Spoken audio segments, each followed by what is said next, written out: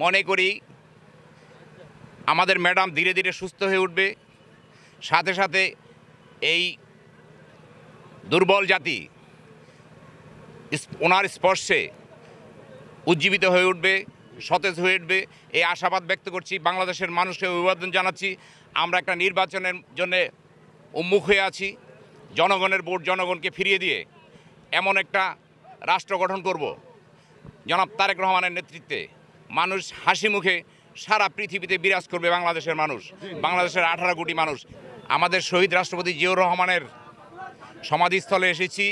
আমাদের প্রাণপ্রিয় নেতা তথা এশিয়ার সর্বোচ্চ গ্লোরিয়াস এবং গণতন্ত্রের যে ধারক এবং বাহক সেই নেতা শহীদ রাষ্ট্রপতি জিয়াউর রহমান এখানে শায়িত আছেন।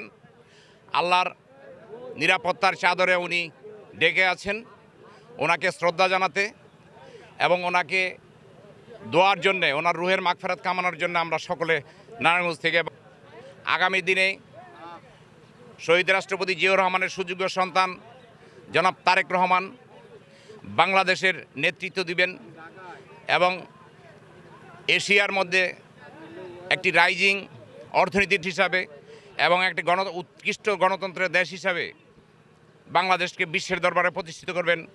বাংলাদেশের মানুষের স্বাস্থ্য, শিক্ষা, নাগরিক নিরাপত্তা, জীবনযাপন, স্বাভাবিক দ্রব্যমূল্যের ভিত্তিতে এমন একটি বুনিয়াদপূর্ণ রাষ্ট্র কাঠামো নির্মাণ করবেন যেটা পৃথিবীতে বিরল হয়ে থাকবে।